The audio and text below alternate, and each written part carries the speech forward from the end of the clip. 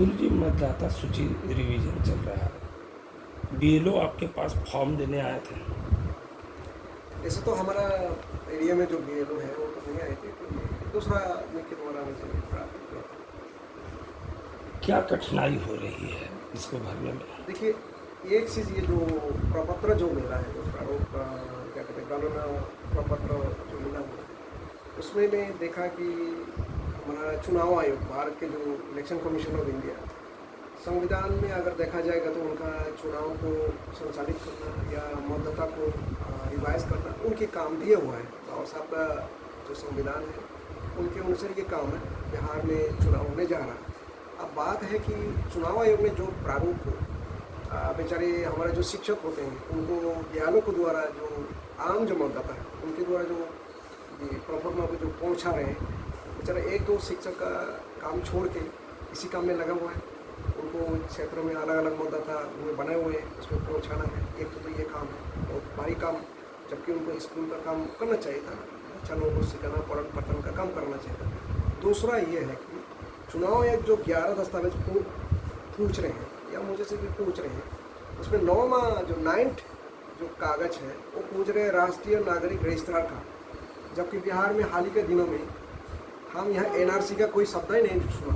2016, 17, 18, 19 में आसाम राज्यों में एनआरसी का हमारे माननीय सर्वोच्च न्यायालय जो सुप्रीम कोर्ट में देखरेख में ये संपादन हुआ था, ये कंप्लीट किया गया था एनआरसी का एक्सरसाइज बिहार आसाम राज्यों में। लेकिन बिहार में तो एनआरसी का हाल ही के दिनों में तो मुझे लगता है बिहार के कोई लोग नहीं जानते। ये जो नागरिक जो राष्ट्रीय नागरिक रजिस्ट्रार जो है उसके बारे में मुझे लगता है बिहार के कोई लोग जानता ही नहीं है। अब उसको भी बिहार का ओर से चुनाव आयोग मांगना चाह रहा है, तो इसका चुनाव आयोग भाई बिहार के जो मतदाता है उनसे क्या दर्शाना चाहता है भाई? जबकि ये राष्ट्रीय जो नागरिक रजिस्ट्रार जो है एनआरसी जिसको कहते हैं संक्षेप में अंग्रेजी में, नेशनल रजिस्ट्रेशन ऑफ सिटीजन जिसको कहते हैं अंग्रेजी में फुल फॉर्म में, और संक्षेप में एनआरसी कहते हैं। एनआरसी जब हुआ ही नहीं है बिहार में, तो बिहार के मतदाता कैसे दे देंगे भाई 9 नंबर जो दस्तावेज? तो उसको मांग करके ये चुनाव आयोग क्या दर्शाना चाहता है बिहार के मतदाताओं को भाई? आप लोगों को क्या दिक्कत आ रहा? आप सालों से मतदान करते आ रहे हैं। ठीक है, दिक्कत तो नहीं है। मेरे पास पासपोर्ट है, मेरे पास यहाँ का जो भी दस्तावेज चाहिए वो सारी कागज़ है, मैं उसमें देने में कोई दिक्कत नहीं है, परेशान नहीं है। लेकिन बात यह है भाई, कहाँ ना कहाँ ये चुनाव आयोग को ये संदेह लग रहा है, जिस मतदाता को उन्होंने रिवाइज करना चाह रहे हैं उसमें कहाँ ना कहाँ ये तो नज़र नहीं आ रहा कि यहाँ बांग्लादेशी बैठे हुए हैं, यहाँ म्यांमार का कोई रोहिंग्या लोग आकर के बैठे हुए हैं जो मतदान कर रहे हैं, या भाई पाकिस्तान से लोग आकर के हम मतदान कर रहे हैं, मतदाता सूची में नाम मतलब जुड़ा दिए हैं और मतदाता बन करके मतदाता खर भी चुके हैं। हो सकता है पिछले चुनाव में किसी को विधायक बनाया, किसी को क्या कहते हैं सांसद बनाया, अगर मेंबर ऑफ पार्लियामेंट बनाया, अगर मेंबर ऑफ लेजिस्लेटिव असेंबली बनाया, एमएलए बनाया, तो अब उस मतदाता अगर बाहर देश के हैं जो भारत के नागरिक होने का अधिकार नहीं मानता है, किसी प्रकार गलत तरीके से मतदाता सूची में अपना नाम जुड़ा लिए तो गलत मतदाता हुए। तो गलत मतदाता के दौरान अगर कोई विधायक बन गया, संसद बन गया, वो भी तो नकली हो गया।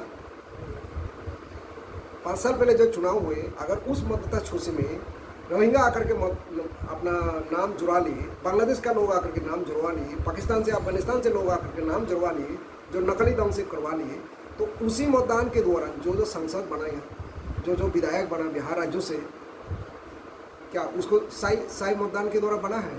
तो उनको तो पहले रिज़ाइन करना चाहिए कि हम नकली जो मतदाता के द्वारा हमने संसद बन गया भाई, हमने विधायक बन गया, तो उनको तो भाई क्या कहता है, रिज़ाइन करना चाहिए।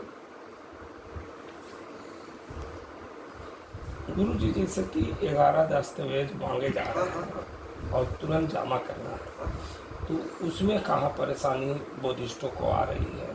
जो देखिए एक चीज़ तो है कि ये आपकी बान अधिकार प्रमाण पत्र, ये आपका सीरियल में 7 नंबर में बान अधिकार प्रमाण पत्र, ये जो बान अधिकार अधिनियम है 2006 में आया था, केंद्र सरकार ने 2006 साल में बनाए थे। जहाँ जहाँ उसका अनुसूचित जनजाति रहते हैं, जैसे आपको आसाम में होंगे, आपके झारखंड में कुछ होंगे, या आपका मिजोरम में होगा, नागालैंड में होंगे, अरुणाचल में होंगे, या आपका मणिपुर में होगा, मान लीजिए उस राज्यों में जो अनुसूचित जनजाति का जो क्षेत्र ज़्यादा है या आसाम राज्यों में है, उसको ये बाल अधिकार प्रमाण पत्र दिया गया। बिहार में तो जिसको एसटी कहता है, एसटी का पॉपुलेशन जो है नहीं के बराबर है, झारखंड में होगा तो उनसे भी बिहार में जो प्रमाण पत्र जो नहीं दिया गया है मतदाता से वो भी पूछा जा रहा है कि भाई वो भी आपको है तो दे दीजिए। तो ये भाई कहने का मतलब इस तरह का पहचान पत्र पूछ करके चुनाव आयोग क्या पूछना चाहता है कि ये ना पूछना चाहता है कहाँ से अगल है भाई, कहाँ जन्म ले रहा हो, तुम्हारी के पास सर्टिफिकेट हो, तोरा पिताजी को वो हो तो दे दो, अगर नहीं दे तो यहाँ तो भगा देवो, तुम मतदाता ना हो तुम यहाँ, ये ना पूछना चाह रहे भाई। तो बिहार के उत्तर बिहार में भाई हर एक साल में बनना आता है, जलमग्न हो जाते हैं, मकान दुकान अपना बहुत जान बचा करके रहते हैं उत्तर बिहार में। उनके पास कौन सी कागज होगा भाई, तो क्या मतदान का सूची से बाहर हो जाएंगे? वो मतदाता नहीं है बिहार का, वो मतदान करके किसी को उम्मीदवार जिठाए होंगे भाई, किसी पार्टी का हो, तो ये तो परेशानी तो आ ही रहा है। कितना आप बुद्धिस्टों में कितना है ये सही मानते हैं? हाँ, हमारा बौद्ध में भी क्या कहते हैं बौद्ध भिक्षु अलग अलग राज्यों से यहाँ रहते हैं, बहुत सारे लोग यहाँ मतदाता सूची में हैं, मतदान करते हैं नियमित। खास करके हम तो उसको राष्ट्र धर्म मान करके, ठीक है हम बौद्ध धर्म मानते हैं, लेकिन ये मतदान एक बहुत पवित्र राष्ट्र धर्म है। जो दिन चुनाव होते हैं हम बहुत सवेरे सवेरे जा करके पहले कोशिश करते हैं कि मतदान करें, क्योंकि ये राष्ट्र धर्म को पालन करना है। तो उसी तरह का बहुत सारे यहाँ बौद्ध भिक्षु होंगे जो बहुत प्यार से राष्ट्र धर्म को परिपूर्ण करता है।